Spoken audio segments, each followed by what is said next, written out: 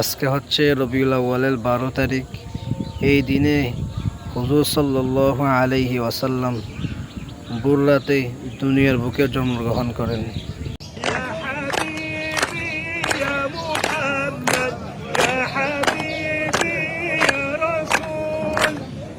আলাইহি ওয়াসাল্লাম